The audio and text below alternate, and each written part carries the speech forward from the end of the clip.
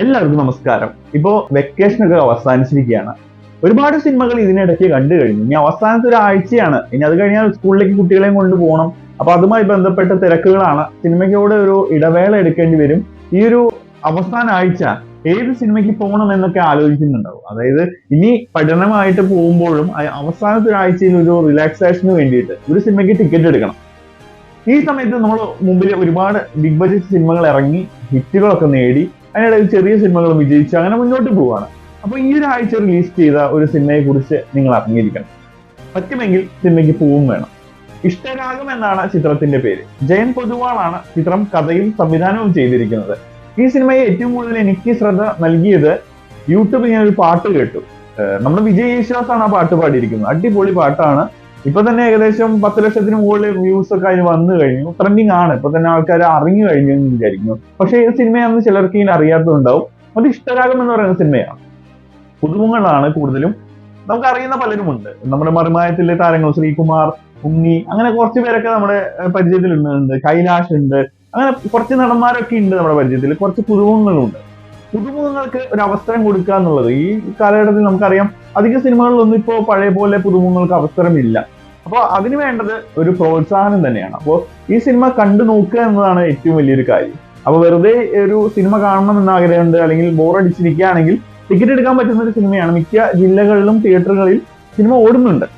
ഈ സിനിമയെ കുറിച്ച് പറയുകയാണെങ്കിൽ ഒരു പ്രണയവും പാട്ടുകൾക്കും പ്രാധാന്യം കൊടുക്കുന്ന ഒരു സിനിമയാണ്.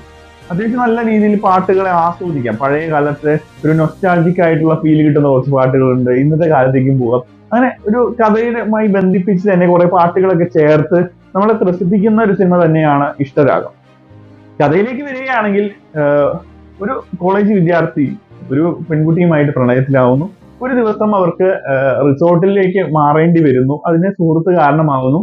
അങ്ങനെ റിസോർട്ടിൽ റൂം എടുത്ത് അവർ താമസിക്കുമ്പോൾ എതിരായിട്ട് വേറൊരു റൂമില് കുറച്ച് പിള്ളേര് വരികയാണ്. ഇത്തിരി പെശക് പിള്ളേരെന്ന് തന്നെ പറയാം. അതായത് മദ്യവും മയക്കുമരുന്നും അല്ലെങ്കിൽ പെൺവിഷയത്തിലൊക്കെ താല്പര്യരായിട്ടുള്ള കുറച്ച് പേര് അവിടേക്ക് വരുന്നു. അപ്പൊ അവര് ഈ പെൺകുട്ടിയെ, നമ്മുടെ കാമുകിയും വന്നിട്ടുണ്ടല്ലോ, അതിലെ കാമുകിയെ അവര് നോട്ടമിടുന്നു.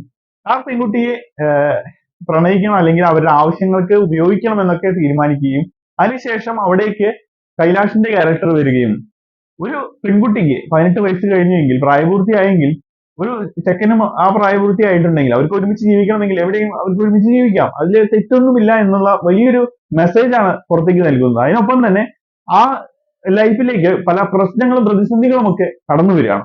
ഈ പ്രതിസന്ധികളെ എങ്ങനെ അവര് മുന്നോട്ട് പോകുമ്പോൾ തരണം ചെയ്യും, പിന്നീട് ഉണ്ടാവുന്ന കുറച്ച് നിമിഷങ്ങളും അതിനൊപ്പം അതിമനോഹരമായ ഗാനങ്ങളുമൊക്കെ നമുക്ക് സമ്മാനിക്കുന്നുണ്ട് സിനിമ. നിങ്ങൾക്ക് വെറുതെ ഇരിക്കുന്ന ഒരു ടൈം ഉണ്ട്, ഒരു 200 രൂപ കൊടുത്ത് ഒരു സിനിമ കാണാം അല്ലെങ്കിൽ കുറച്ച് സമയം എൻജോയ് ചെയ്യണം എന്നൊക്കെ വിചാരിക്കുന്നുണ്ടെങ്കിൽ ഈ സിനിമയ്ക്ക് ടിക്കറ്റ് എടുക്കുകയാണെങ്കിൽ അത് കുറെ പുതുമുഖങ്ങൾക്ക് ഒരു അവസരം കിട്ടാനുള്ള ഒരു സാധ്യത ഉണരും എന്നതാണ് ഇതിന്റെ പ്രധാന കാര്യം. അപ്പൊ നിങ്ങൾ സപ്പോർട്ട് ചെയ്യുന്നത് കുറെ പേരുടെ സ്വപ്നങ്ങൾക്കാണ്.